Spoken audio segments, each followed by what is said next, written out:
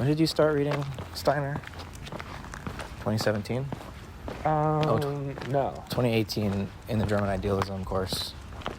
Well, that's the first time I read him, but I didn't read him, like, intentionally, apart from, like, when I read it in courses with Robert as well.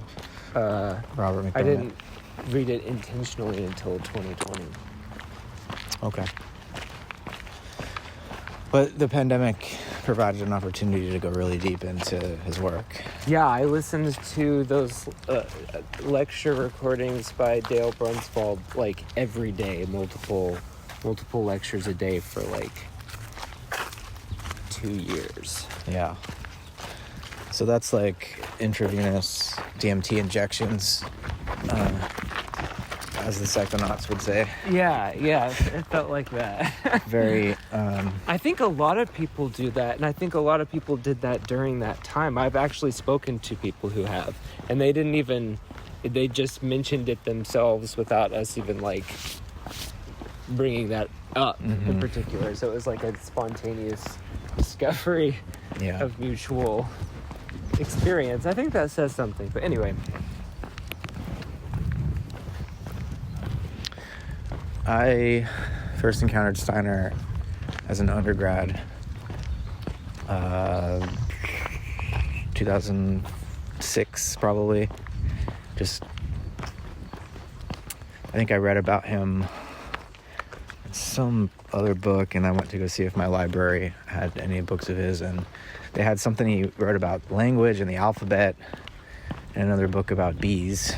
That's it. So you'd think they'd have like philosophy of freedom and Gartian science and, you know, at least those earlier, more philosophical and scientific works, but they didn't have that. They just had these two random lecture series.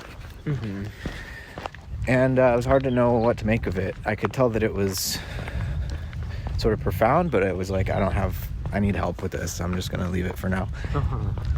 But then, you needed like a larger context. Yeah. Like, it just seems so vast, the stuff that he lectured about, and I didn't know where to start. But then I came to PCC, Philosophy, Cosmology, and Consciousness, and studied with Robert McDermott, like you, how you were exposed to Steiner for the first time, and that put in context, I should say. And that, I think it was really intense for me initially at first too. I took a course with Robert and Brian Swim on Rudolf Steiner and Teilhard de Chardin, and so Robert and Brian are in dialogue with each other, and Teilhard and Steiner are in dialogue with each other. Wow, that would be, I wish I had taken that. That would be such a wild It was wild. Yeah. And it was packed too. It was like probably 40 people in the room. Oh, wow, cool. And, you know, that's when I read all of the books that Steiner actually wrote himself, and a friendship with another student, master's student at the time, Chris Becker, also helped deepen my connection with it, because we were studying the lectures together and trying to make sense of it, and it's a really important time for me, really intense. But then I kind of drifted away from it. I got more into Whitehead, and I came across some of the parts of Steiner that I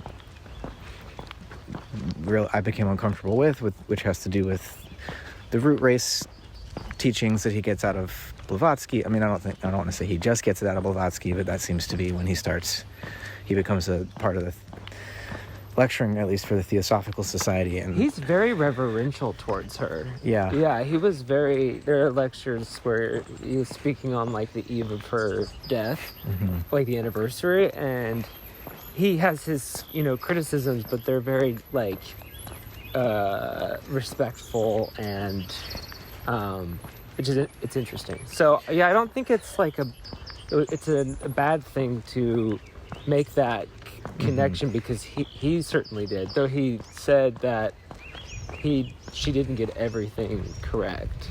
Well, right, which is important to know. Yes, yeah, and should be applied to him as well. I think we would want to and should apply it to him as well. And Yes, exactly. carefully and respectfully. Yeah. But yeah, I think, and then, it was just like you with the pandemic and dialogue with you. I should have mentioned also, it was after like rereading Saving the Appearances, and I was just like really like, I just couldn't get enough of Barfield. And when I reread it and just came across the moments like 2/3 into the book where he's like, Steiner, has articulated the metaphysic of final participation in the philosophy of freedom. And I was like, what?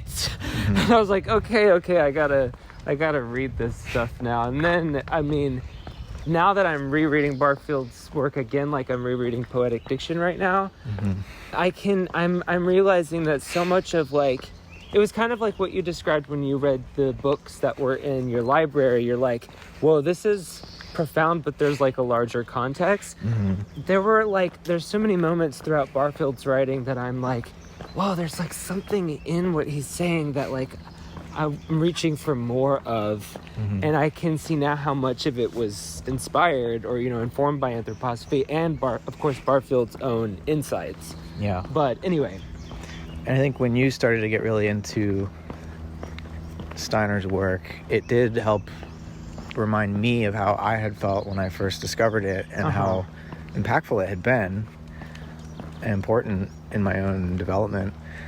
And so I started to return to it too, and I think we really deepened into it together over the last several years. Yes. And then started this reading group with Earth Phenomenon and rereading Philosophy of Freedom together and Riddles of Philosophy. That was my first reading of that last year. And so this issue, though, has resurfaced that I did have initially and wasn't sure what to do with then, and still don't really know what to do with now, regarding race. And so I think there's obviously, we just recorded this conversation with some of our reading group members, and injured maybe, or just hanging out. What's wrong? It's probably injured.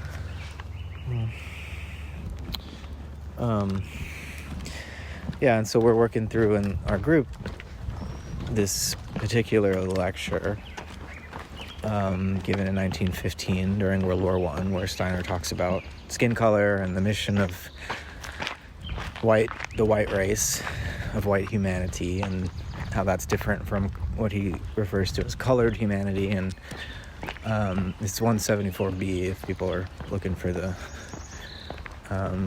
GA number or collected works number. And it's hard because it's very easy, I think, for a lot of progressively minded people nowadays to see certain Steiner quotes out of context, whether from this or many other lectures, unfortunately. Many, I think dozens is probably fair out of hundreds, where he makes thousands, where he makes comments. Yeah, thousands of lectures. There are a few dozen comments that are hard to square with the overall thrust of his cosmology and his anthropology, which is resolutely, I think, anti-racist, as we would say nowadays, and really trying... ChatGPT thinks so. Yeah, we asked it how it thought an anthroposophist today would respond to the problem of racism in America. I give a pretty good response, I thought. It's obviously not conclusive, but it is a kind of gauge, like a we don't know, superficial gauge. Yeah, we don't know what it's been trained on exactly. It's just OpenAI's general. It is just interesting chatbot. But yeah, so I think there's so much in Steiner that mitigates against the charge that he is a racist, and I would defend him from that charge, and have. But I would say that there are certain statements that you can't be described any other way but as racist, in the sense that they ascribe some essential characteristic to a group based on skin color or some other physiognomic characteristic, generic characteristic, in a way that implies a kind of inferiority. And even if you put that in the context of his whole view of human evolution, and reincarnation, it's still a racist statement in the sense that it's attributing a value judgment. And I know he says it's not. Yeah. And it's just a scientific objective, but I think we have to be capable of saying, I'm not sure about that claim, Steiner. Well, yeah, and I think this becomes more of a likely, that this is an error. Mm-hmm. I think becomes more convincing if you also hold side by side the hateful things that he said, which there's not many, but like there are some definitely, like, because when we're talking about racism and prejudice, like if we're talking about qualities, then disgust is a characteristic response of a racist to whoever they have a prejudice against. Mm-hmm. And this shows up in some things that he said about for example, whatever you were telling me earlier about the black woman author in France. She's a French woman who's African by descent, but wrote this novel, about an African tribe under French colonized by the French, and it won this prize, and Steiner refers to it. I mean, you finish the story.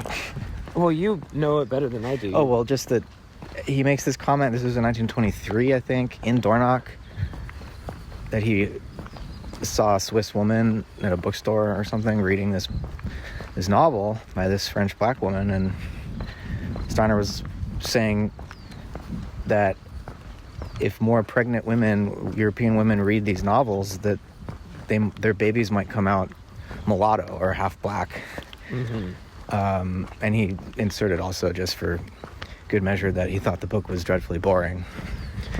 Yeah, and so this, this is just, when I said it, considering statements like this makes it more convincing that Steiner's characterization of, the quote-unquote different races Mm-hmm. is, Eurocentric. And that's to be expected, really. Right. And so all this shows is that his genus is speaking, basically. Mm-hmm. To the extent that, like, genus meaning, like, his cultural, historical context. Yeah. His situatedness is speaking more than his individuality. And when you're really speaking out of your individuality, you love freedom, you love the other's freedom, and he does that so often in other contexts. So we all, including Steiner, have a polarity in our own being that we're working with, and this is a good opportunity, I think, for people into Steiner, like, to, just this conflict with, or the debate about racism. It's a kind of something that needs to be chewed over and digested so that people can decathect from Steiner as the master, and do what he wanted people to do, which was, like, fly further and make corrections if necessary. Yeah, I mean, he's clearly going to be our teacher for a long time. I don't know anybody, and I myself am definitely not at his stature. But that doesn't mean, of course, using his own methods and teachings that we might not want to say in certain particular cases that we see it differently. Yeah. Well, right. And even in these lectures in question, that we read with the group, mm-hmm. He acknowledges, like, the situated character of truth, mm-hmm. and you can't just universally package it and move it around. So, but I don't really know how that. It can't really justify everything that was said. Mm-hmm. But what was I going to say? Do you remember that quote by Sloterdijk? About Steiner? Yeah, because I think it'd be good to say right now. Oh, just that he has, I think Sloterdijk's term was, Steiner has this antenna anthropology. And he, like, taps into this etheric fluid medium in a way that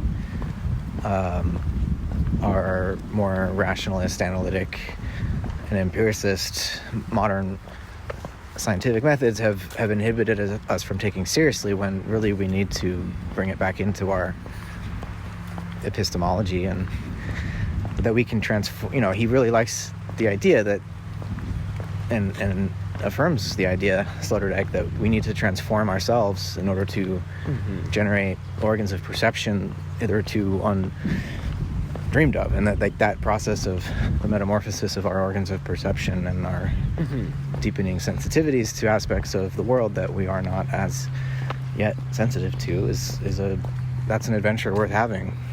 But that other part where he says we may have to, remember he says something like, we may have to leave everything behind with Steiner, or completely reinvent something. Do you remember that quote?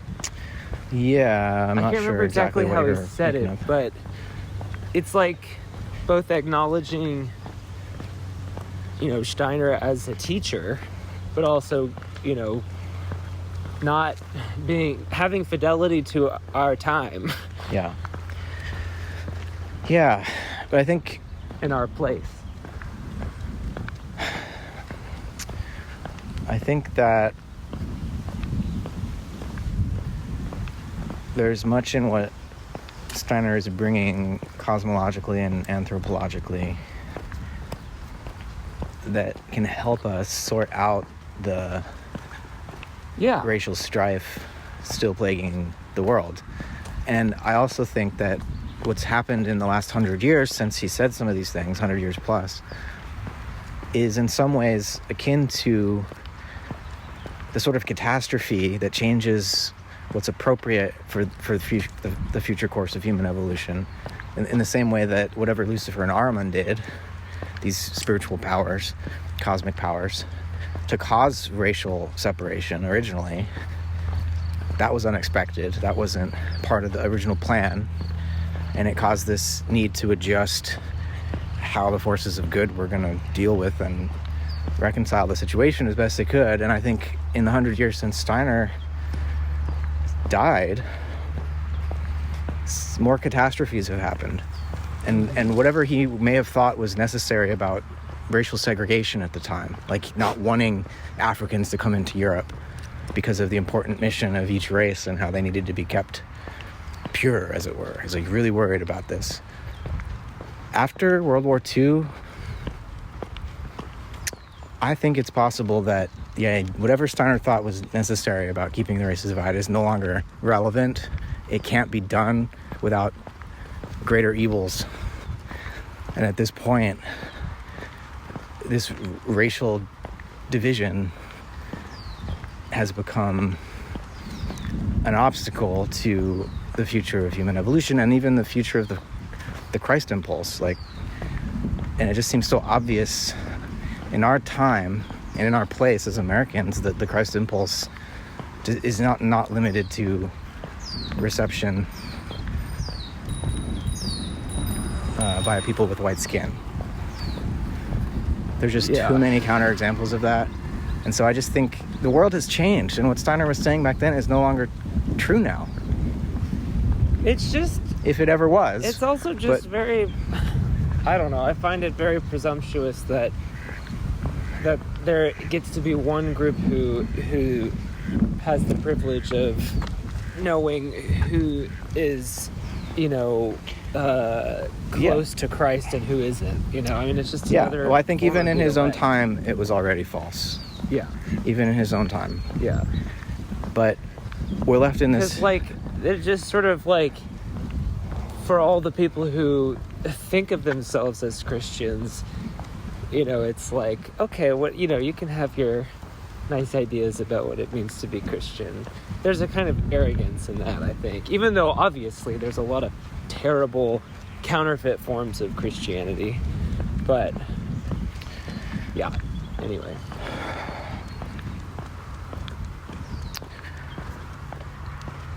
Yeah. Because, I don't know. It's I feel like even in what Christ says, don't judge others. there's something like really egregious about getting to like decide who's really living the Christ and who isn't. I don't know.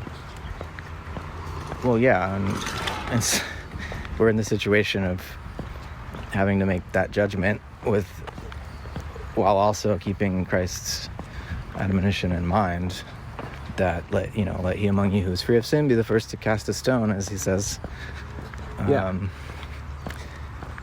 In Matthew, maybe in other Gospels too, but we're in this situation now, like looking back at the past, the human past, and we have these different theories about what happened and where race comes from and what race is or isn't, or to the extent to which it's not. Obviously, it doesn't seem to be genetic, as you were saying in the comment thread earlier. That idea has been discredited by biologists, and so it's like a social construct. But our understanding of human history and the origins of this differentiation is limited, I would say. We have different theoretical paradigms, and Steiner's offering one rooted in a kind of reading of the Akashic record, anamnesis, if you want, in a Platonic sense, cosmic memory. And I think everyone needs to just calm down and recognize how profoundly finite our capacity to understand the past is, and not rush to claim objective knowledge of something that you don't fucking have objective knowledge about. Well, especially when the so-called facts are so specific.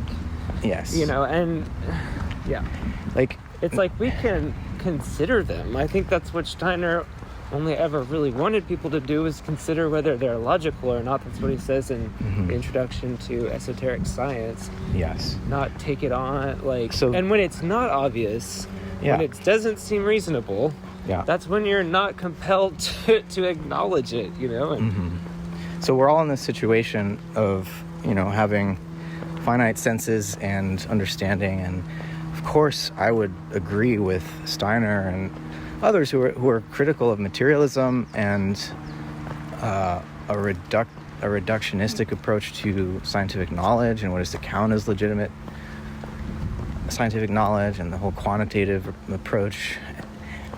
Obviously, there's a need for participatory ways of knowing, qualitative science, a phenomenological Goethean approach to studying metamorphosis in nature and in human consciousness, and that does expand our ability to know more about the past. But I just feel like whether they're anthroposophists or materialists, there's people that are putting way more confidence in claims that are rooted in authority rather than in their own intuitive knowing or understanding. So everyone, I just think we need a bit more humility in these conversations,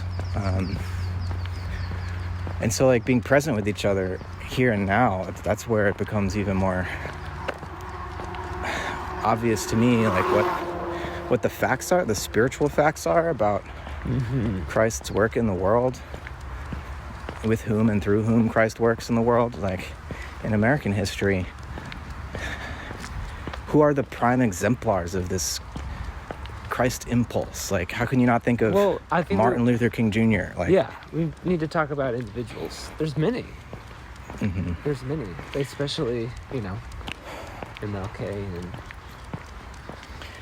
And I think the reason that I would even go out on a limb and defend anything about someone like Steiner is because I think, again, his anthropology and cosmology has so much to offer to the issue of racial discord.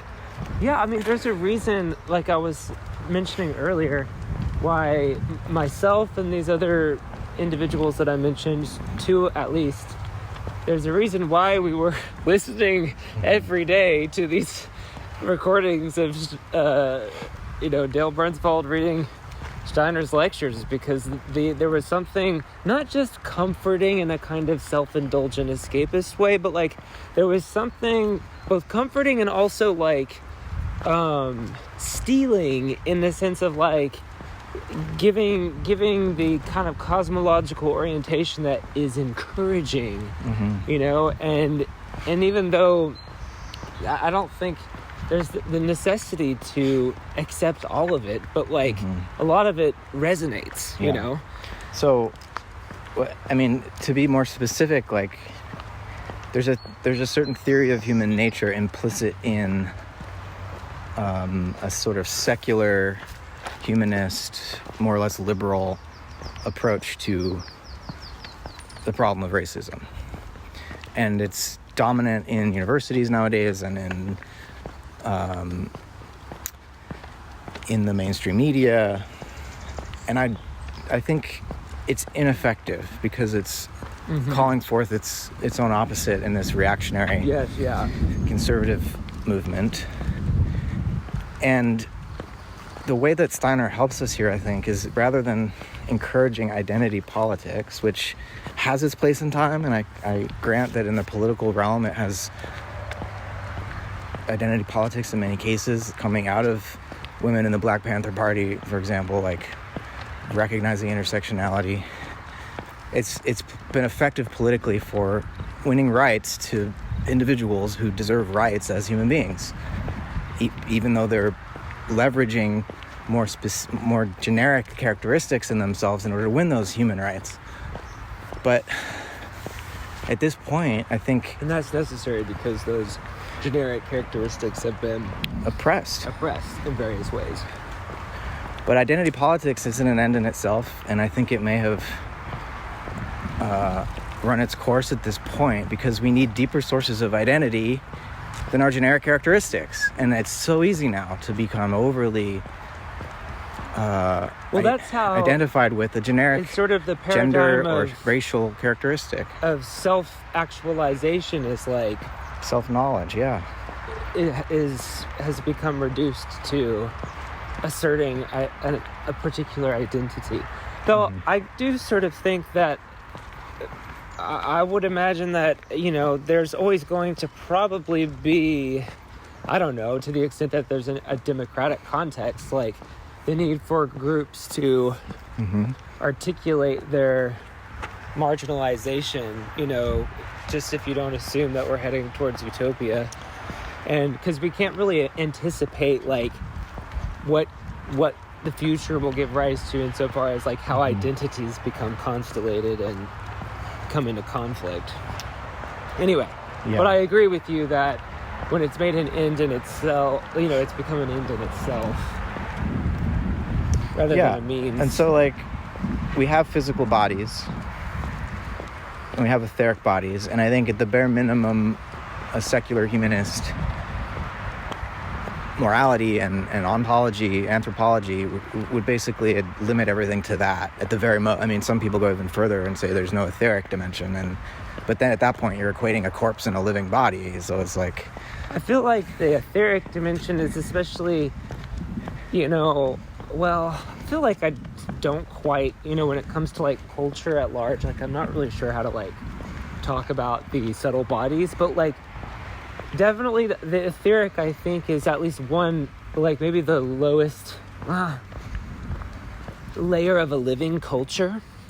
Because, you know, I was saying earlier, like, I think that, what I have noticed is that I can see a resemblance in the facial features of individuals who belong to a particular culture, like...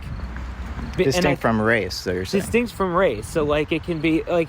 So, for example, I think, obviously, you know, there's exceptions, and it's not... It's something you can only really see with the imagination. And I mean, like, in the Coleridgean sense or the Goethean sense, where you don't ever find resemblance in your senses. It's something that you see with the mind. Anyway, but there's, like, a kind of similar, it's almost like a fluid quality, a musical quality, that there's like a kind of distinct signature that cultures have, that languages have, that you can see sort of sculpted into the faces of adults, you know, especially because they've been living in that culture for a while. And I think that's sort of connected with the etheric, you know, and how, like, we can't really talk, like, we mentioned earlier race as like kind of discredited as a biological category. And then, I think we can talk about like peoples and cultures like in this less materialistic, reductionistic sense, as, being a living process. Yeah. Yeah. Eminem is funny in this context. That's Eminem. Maybe not. I think so. I don't think so. Oh. Sounds like him a little bit, though. What do I know about hip-hop? I think they're just rappers. Yeah, I mean, I just want to qualify a little bit about to say race is not a legitimate biological category, that it doesn't mean that... Well, I guess that there are like... certain genetic disorders are more prevalent in certain ethnic populations. But I think, lately, especially with the pandemic, it's been pointed out how much those genetic inheritances can be socially like, conditioned. Yes, exactly. Yeah. They're like epigenetic black inheritance. people living next to like nuclear plants or whatever, some place that coal plants. Yeah, like oil refineries and stuff. So just the history of political relations. Yeah, it's so entangled. Like reincarnation entangles us even more, but the culture biology entanglement or the nature nurture entanglement. Yeah. Just shows how these very categories, nature, nurture, it's a continuum. Biology, social conditioning, they're not actually separate things. They're two ways of describing the same process, emphasizing different aspects of one process. So when we talk about the layers of the fourfold human being, though, I think we're getting off on a better foot in contextualizing race and gender as well, and sexual orientation in the context of a more complex composite. Yes. Yeah. An identity that is multi-layered beyond just the physical and beyond just this life, this particular embodiment and this particular incarnation. Mm-hmm. It's all related to a concrete history, of human actions and human, not just human, but so it's specific, and the essentialisms just want to make everything so general, and that's why we get essentialisms around race, essentialisms around gender, essentialisms around sexuality, as if anything other than procreative sex is against nature. But that's not how even the animals act. I think people underestimate the extent to which Darwinism, I don't mean Darwin's a complex thinker, but the ideology the ideology that formed around this notion of random mutation and natural selection through environmental pressures to reproduce and compete in the context of scarce resources and all this, that view of what life on Earth is about has profoundly racist consequences. How can you take that view in and not become a eugenicist who... Yeah. That's why so many people did, right? If the human... 20th century, late 18th century. Yes, and Steiner was resisting that. Yeah, that's pretty remarkable, because it was pretty strong, right, even among well-meaning people. Social Darwinism, this whole nexus of ideas of a biologically rooted racial hierarchy gives us the world wars. And Steiner provides us with a way of understanding human nature individually and socially that affords us a way out of this catastrophic way of imagining ourselves in this shriveled, reduced form. And it's not to put animals down. It's not there's definitely a truth. There's a truth to evolution, but Darwinism gets it backwards. So all life is related, interrelated. Yeah. It's all one body. We're all kin. There's some things Steiner says are so fascinating. He's talking, I can't remember what lecture it is, but he's talking about how, like, the animal activity on the earth at any given time is like in very intimate communication with the dead. And that the dead are also, like, preparing the future from the afterlife, and that part of that activity is expressing itself through the animals. Yeah. And I just find that to be so profound, because you really, and then, you know, if you just think about the whole Goethean image or imagination of evolution, and that there's like a way in which the old cosmologies, you know, of a lot of indigenous people, and even like Genesis, where there's a kind of like,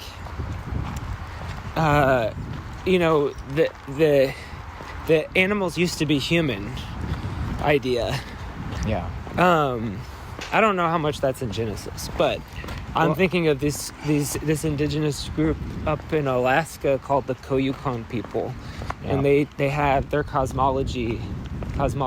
It has the animals like having once been human, the pre-human flux.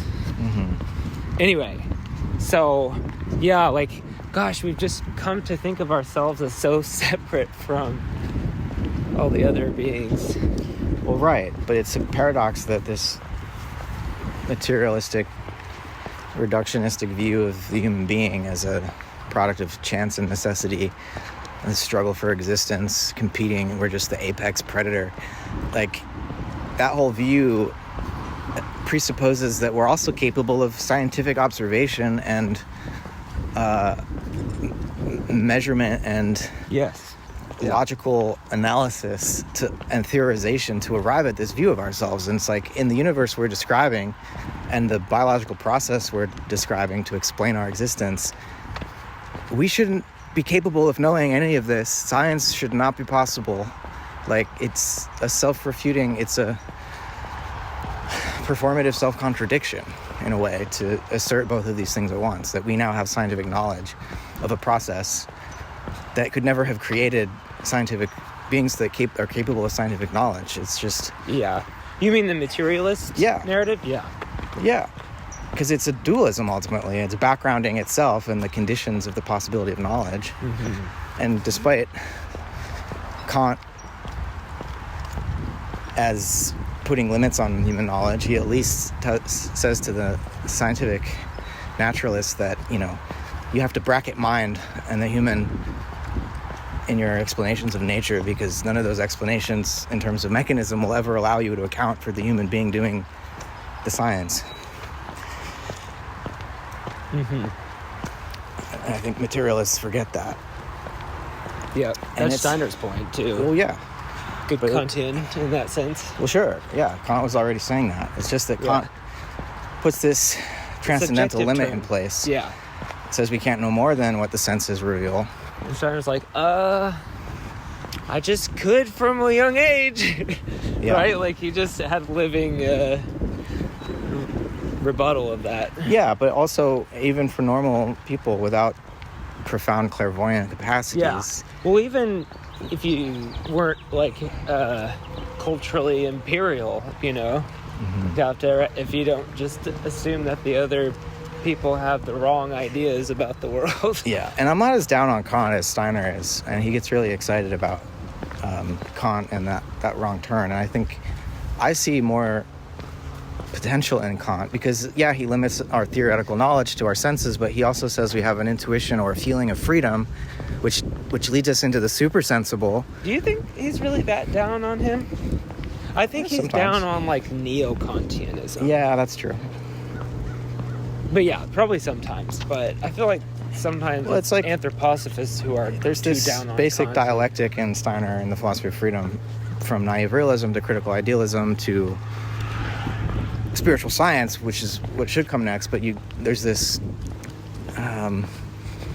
confusion that happens with Kant and the critical idealist perspective that leads some into a kind of transcendental realism and others into a kind of pessimism, like Schopenhauer. He takes Kant and runs in this direction and into saying we can't know anything, and so it's just this blind will that's at the base of everything.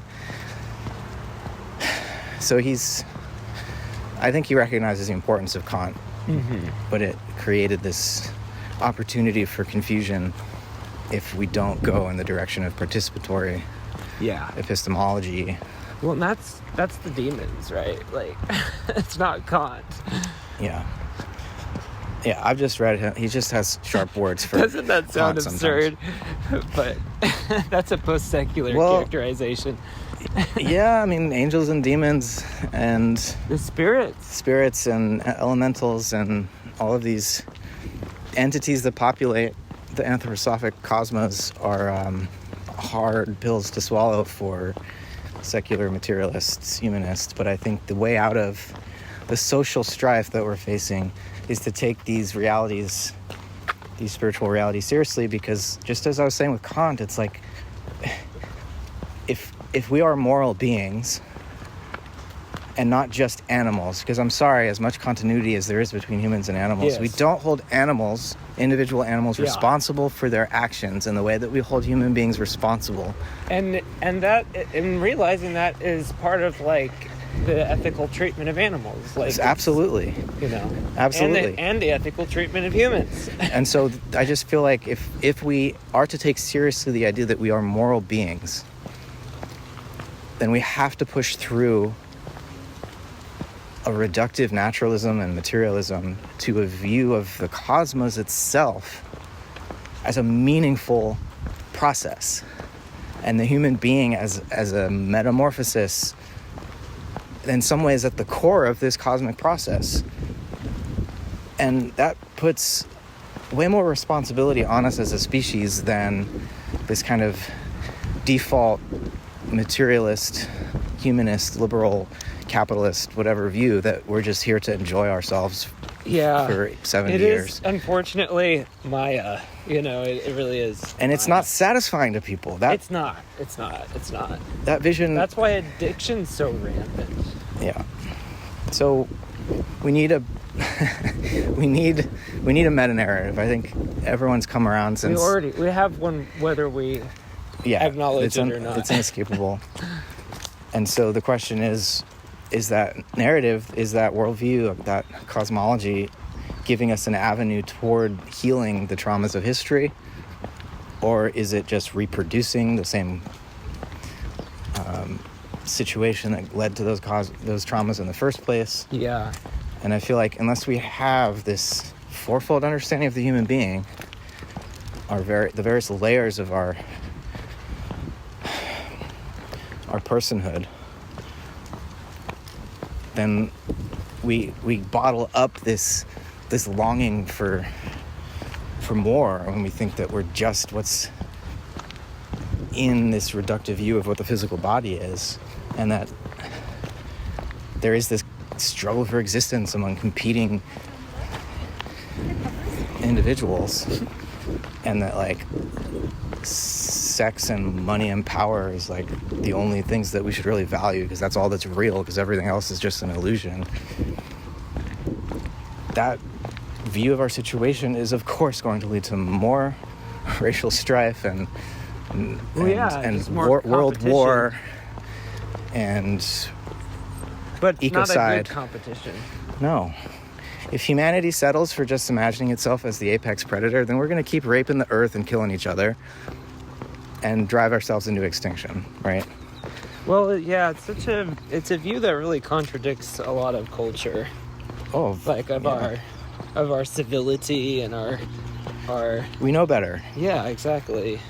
Yeah, just the idea of like, what did you say, what predator? The apex predator. Yeah, the apex predator. That's like not very edifying. And it's funny because like most humans, at least, in civilization, whatever you call civilization,